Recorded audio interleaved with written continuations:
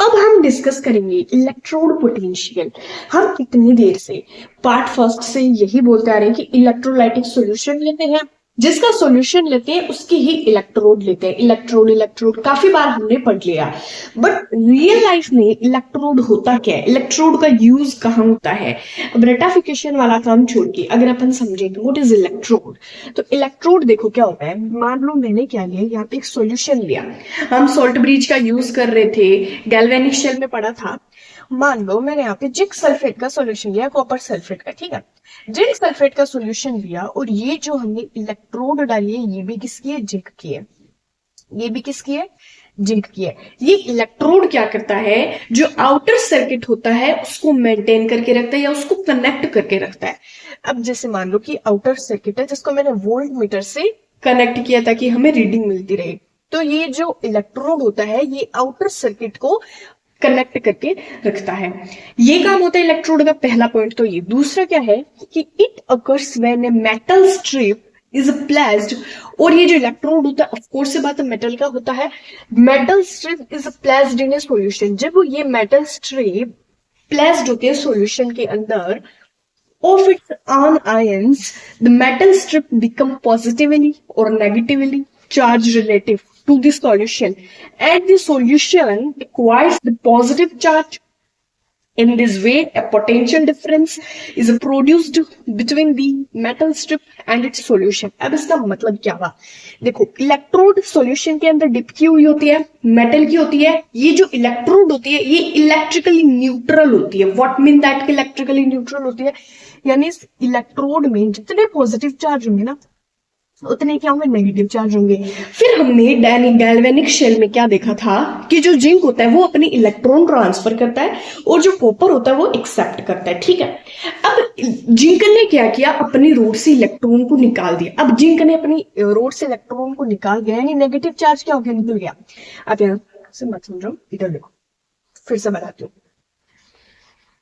कि electrode potential कैसे होता है। ये क्या है, ये है हमारी इलेक्ट्रोड पोटेंशियल, या ये हमारा इलेक्ट्रोड हमारी रोड है। और इसमें मैंने क्या बताया कि positive positive positive negative charge एक न्यूट्रलिटी बना के रखते हैं, इतना मानते हो। अब क्या हुआ कि मान लो जिंक ने क्या किया, अपने नेगेटिव चार्ज को निकाल दिया। जिंक ने अपने नेगेटिव चार्ज को निकाल दिया तो ये नेगेटिव चार्ज यहां से निकल गए और पॉजिटिव यहाँ पे इस तरीके की क्या बना लेंगे, एक लेयर बना लेते हैं। जो पॉजिटिव चार्ज होते हैं वो यहाँ पे इस तरीके की एक लेयर फॉर्म कर लेते हैं। जब नेगेटिव चार्ज क्या होता है, बाहर निकल जाता है, तो यहाँ पे एक तरीके का पोटेंशियल जनरेट हो गया। यहाँ पे क्या हो गया, पोटेंशियल क्रिएट हो गया कि नेगेटिव चार्ज बाहर है, पॉजिटिव अंदर है। ये एक तरीके का कंडक्शन मेथड हो गया। इसलिए इसको हम क्या बोलते हैं, जो इलेक्ट्रोड था उसमें इलेक्ट्रॉन और प्रोटॉन यानी पॉजिटिव नेगेटिव चार्ज का क्या हो गया, पोटेंशियल जनरेट हो गया। तो आप यहाँ पे खुद देखोगे तो मेटल स्ट्रिप बिकम पॉजिटिवली और negatively charge relative to the solution and the solution acquire the positive charge. In this way a potential difference is produced between the metal strip and its solution, ठीक है जी। अब ये जो electrode potential होता है ना, ये दो तरीके का होता है। एक होता है ऑक्सीडेशन पोटेंशियल, एक होता है रिडक्शन पोटेंशियल। ऑक्सीडेशन पोटेंशियल क्या होता है, जो अपना ऑक्सीडेशन करता है, जो अपने आप को क्या कहता है, ऑक्सीडाइज करता है। इलेक्ट्रॉन को डोनेट किया, खुद ऑक्सीडाइज हो गया। एक होता है रिडक्शन पोटेंशियल, जो इलेक्ट्रॉन को एक्सेप्ट करता है और खुद रिड्यूस हो जाता है, जो हमने जिंक और कॉपर में अच्छे से देख लिया था और बार बार वो सेल रिप्रेजेंटेशन रिएक्शन अपन पढ़ते आ रहे हैं। ऑक्सीडेशन पोटेंशियल देख सकते हो, मेटल था, इलेक्ट्रॉन लूज किया और क्या बन गया, इसने अपना क्या कर लिया, ऑक्सीडाइज कर लिया। मेटल था, इलेक्ट्रॉन लूज किया, ऑक्सीडाइज कर दिया। रिडक्शन पोटेंशियल Mn, इलेक्ट्रॉन था, एक्सेप्ट किया, रिडक्शन कर लिया, ठीक है। ये हमारा इलेक्ट्रोड पोटेंशियल, जिसकी थ्योरी भी मैंने लिख दी और ये डायग्राम के थ्रू आप किस तरीके से समझ सकते हैं। जैसे पॉजिटिव चार्ज इसने बाहर निकाल दिया तो नेगेटिव अब यहाँ पे एक इस तरीके की लेयर बना लेगा, तो यहाँ पे क्या जनरेट हो गया, पोटेंशियल, जिसको हम क्या बोलते हैं, इलेक्ट्रोड पोटेंशियल। आज इस होप ये टॉपिक समझ में आया होगा। अब हमारा नेक्स्ट टॉपिक है स्टैंडर्ड इलेक्ट्रोड पोटेंशियल, जिसको हम ए नोट से शुरू करते हैं, स्टैंडर्ड इलेक्ट्रोड पोटेंशियल। अब the standard electrode potential is defined as the electrode potential when all ions participating in the semiconductor reaction have unit concentration, the temperature 298 Kelvin, the pressure 1 atm। और ये इसकी कुछ reactions लिखी हुई है। उससे पहले हम इस थ्योरी को और इस डायग्राम को समझते हैं। स्टैंडर्ड इलेक्ट्रोड पोटेंशियल से क्या समझ आ सकता है, यानी जो अब हमारी जो कंडीशन होगी ना वो एक स्टैंडर्ड पे होगी, एक स्टैंडर्ड वे में होगी। फॉर एग्जाम्पल मैं ऊपर वाला रफ कर देती हूँ फिर समझाती हूँ।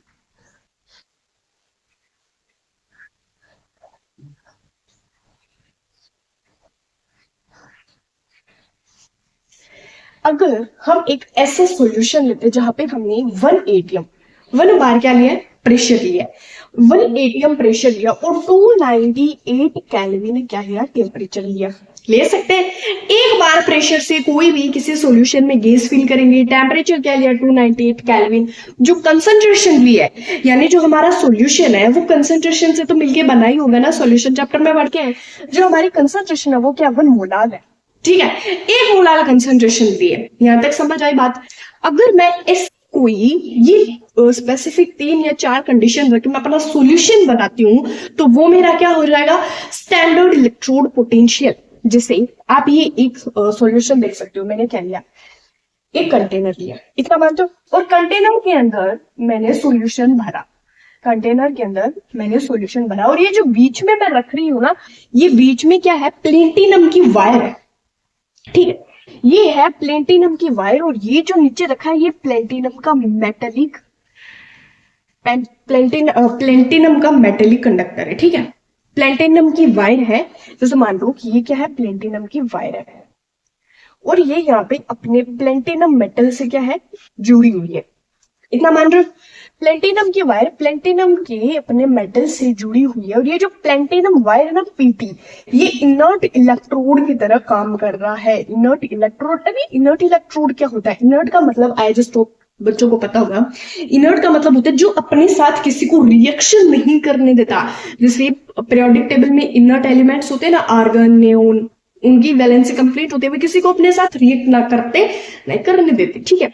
तो इनर्ट इलेक्ट्रोड का मतलब ये होता है कि कोई भी गैस आके प्लेटिनम से रिएक्शन नहीं कर सकती। यहां तक बात समझ आए। लेकिन अब इसका मतलब क्या है, हमने प्लेटिनम की वायर क्यों ली, हमने प्लेटिनम की वायर ली और इसके बीच में हम हाइड्रोजन गैस को क्या कर रहे हैं, फील कर रहे हैं। हाइड्रोजन गैस को क्या कर रहे हैं, फील कर रहे हैं, इतना मान रहे हो। हाइड्रोजन गैस को 1 बार एटीएम प्रेशर से यहां से फील कर रहे हैं। ये देखो मैंने एक कॉलम भी बनाया, यहाँ पे क्या किया, हमने होल किया और 1 बार प्रेशर से हम हाइड्रोजन गैस को फील कर रहे हैं इसके अंदर, ठीक है, इस सॉल्यूशन के अंदर। तो हमारी कुछ एक ऐसी स्पेसिफिक कंडीशन आ गई जिसको हम क्या बोलते हैं, standard electrode potential, standard electrode potential SE, ठीक है, जिसको ई नोट से भी हम रिप्रेजेंट करते हैं। ई नोट ओपी का क्या मतलब हो जाएगा, standard electrode potential, and ERP standard reduction potential. अब अगर इसके सेल रिप्रेजेंटेशन की बात करें तो वो क्या हो जाएगी, प्लेटिनम सॉलिड था, हाइड्रोजन गैस बार फील हुई, फिर हाइड्रोजन जब सॉल्यूशन में आई तो हाइड्रोजन पॉजिटिव एकवस 1 मोलार कंसंट्रेशन ली थी। हमने हाइड्रोजन गैस को फील किया था, H2 गैस को फील किया। जब ये एक्वस आयन में आई तो इसने क्या किया, अपने आप को ऑक्सीडाइज कर लिया, इलेक्ट्रॉन लूज किया। सॉल्यूशन में हाइड्रोजन गैस रहेगी तो इलेक्ट्रॉन लूज करेगी और अपने आप को क्या कर लेगी, ऑक्सीडाइज कर लेगी। और प्लेटिनम हमारा एज इट इज सॉलिड था, हाइड्रोजन गैस की हमें यहाँ पे बात करनी है, इसकी सेल रिप्रेजेंटेशन। अब हम इसके बारे में इसकी मेजरमेंट डिस्कस करने के बाद हम डिस्कस करेंगे नर्स्ट इक्वेशन, जो कि बहुत बहुत बहुत ज्यादा जरूरी है। सो तब तक बने रहिए। हम डिस्कस करेंगे कि जो हमने स्टैंडर्ड इलेक्ट्रोड पोटेंशियल पढ़ा, अगर उसके बेसिस पे एग्जाम में क्वेश्चन आ गया तो उसको हम कैसे सोल्व करेंगे। और एक मैंने strongest reducing agent and strongest oxidising agent जो बोर्ड एग्जाम में पूछा गया क्वेश्चन है वो मैं लेके आई हूँ, ठीक है। सो ये जो 2 बोर्ड पे आपको लिखे हुए दिख रहे हैं वो बहुत ज्यादा जरूरी है, तो उसको जरा ध्यान से समझना। देखो क्या है, ई नोट शेल यानी स्टैंडर्ड इलेक्ट्रोड पोटेंशियल के शेल की बात हो रही है, स्टैंडर्ड इलेक्ट्रोड की बात हो रही है। सो देखो ई नोट शेल और ईएमएफ इलेक्ट्रोमोटिव फोर्स, ठीक है। अगर हमें ई नोट शेल या ईएमएफ पूछने की बात की तो हम कैसे सॉल्व करेंगे उसको। देखो पहला फॉर्मूला है कि standard electrode potential of reducing agent cathode plus standard electrode potential of oxidising plus anode, ठीक है। अगर हमें स्टैंडर्ड इलेक्ट्रोड पोटेंशियल पूछा तो हम क्या करेंगे, reducing agent plus reduction potential reduction potential plus oxidation potential, मैंने बताया था एक होता है रिडक्शन पोटेंशियल, एक होता है ऑक्सीडेशन पोटेंशियल, टू टाइप के होते हैं। तो रिडक्शन कौन करता था? कैथोड। ऑक्सीडेशन कौन करता था? एनोड। तो इन दोनों को कैथोड एनोड को क्या कर दो? ऐड कर दो, ठीक है। अगर हमें कैथोड और एनोड गिवन ही नहीं है, हमें पेपर में कैथोड और एनोड गिवन नहीं है, तो हम दूसरा फॉर्मूला कौन सा लगाएंगे? तो हम दूसरा फॉर्मूला क्या लगाएंगे कि E naught cell electrode potential, standard electrode potential of reducing, पीसी क्या है? रेड्यूसिंग पोटेंशियल कैथोड और reduce oxidising potential of anode. इसको क्या कर दो? माइनस कर दो। ऑक्सीडाइजिंग पोटेंशियल एनोड को माइनस कर दो ऑक्सीडाइजिंग पोटेंशियल ऑफ कैथोड से। या फिर अगर हमें रिडक्शन गिवन है तो reduction potential of cathode, reduction potential of anode को माइनस कर दो। और ये जो रिडक्शन पोटेंशियल होता है, रिडक्शन पोटेंशियल होता है, वो नेगेटिव होता है ऑक्सीडेशन पोटेंशियल के। रिडक्शन पोटेंशियल होता है स्टैंडर्ड इलेक्ट्रोड का, वो नेगेटिव होता है किसके? ऑक्सीडेशन पोटेंशियल के, नेगेटिव होता है। अगर हमें क्वेश्चन में रिडक्शन पहले दिया हुआ है तो हम पहले रिडक्शन को नेगेटिव करेंगे, अगर हमें ऑक्सीडेशन पहले दिया तो हम ऑक्सीडेशन को करेंगे। प्रेफरेंस हम उसी को देंगे जो हमें पहले गिवन है, ठीक है। अब हम दूसरा क्वेश्चन डिस्कस करेंगे। हमें पूछा है कि which one is strongest reducing agent, कौन सा हमारा स्ट्रॉन्गेस्ट, मजबूत यानी मजबूत स्ट्रॉन्गेस्ट। सो नेक्स्ट हमारा क्वेश्चन है विच one is strongest reducing agent, कौन सा है? देखो, जो जितना ज्यादा, जिसका जितना ज्यादा रिडक्शन पोटेंशियल होगा वो उतना ही ज्यादा क्या करेगा? रिडक्शन करेगा। ये क्वेश्चन ध्यान से समझना, जिसका जितना ज्यादा रिडक्शन पोटेंशियल होगा वो उतना ही ज्यादा क्या करेगा? रिडक्शन करेगा। वो जितना ज्यादा रिडक्शन करेगा वो हमारा क्या कहलाएगा? Oxidising agent. जिसका जितना ज्यादा रिडक्शन पोटेंशियल कम होगा वो क्या करेगा? ऑक्सीडेशन करेगा। यानी मान लो कि हमें क्वेश्चन गिवन है जिसका रिडक्शन पोटेंशियल बहुत ज्यादा है, वो क्या करेगा? रिडक्शन। हमें क्वेश्चन गिवन है जिसका रिडक्शन पोटेंशियल बहुत कम है, वो क्या करेगा? ऑक्सीडेशन। जो रिडक्शन करेगा उसका ऑक्सीडेशन, वो ऑक्सीडाइजिंग एजेंट होगा। जो ऑक्सीडेशन करेगा वो रिड्यूसिंग एजेंट होगा। इस मामले में उल्टा है। तो अब हमें गिवन क्या है? 1.33 वोल्ट, 1.51 वोल्ट, क्लोरीन का है 1.36 वोल्ट और क्रोमियम का है -0.74 वोल्ट। सबसे ज्यादा पोटेंशियल, सबसे कम पोटेंशियल किसका है?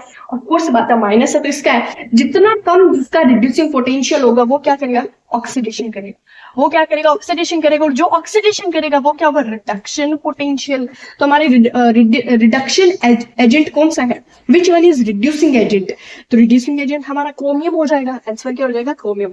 अगर इस सेम क्वेश्चन में पूछ लिया कि which one is strongest oxidising agent, strongest oxidising agent यानी जिसका जितना ज्यादा रिडक्शन पोटेंशियल वो क्या करेगा? उतना ज्यादा रिडक्शन करेगा। जितना ज्यादा रिडक्शन करेगा वही हमारा क्या होगा? Oxidising agent. तो पहले देखो कि जिस रिडक्शन पोटेंशियल सबसे ज्यादा किसका है? 51, 33, 1.36 इसका है जी। 1.51 सबसे ज्यादा रिडक्शन पोटेंशियल है, वो क्या करेगा? रिडक्शन करेगा। और जो जितना ज्यादा रिडक्शन करेगा वही हमारा क्या हो जाएगा? Oxidising agent. तो ऑक्सीडाइजिंग एजेंट कौन हो जाएगा? मैग्नीज।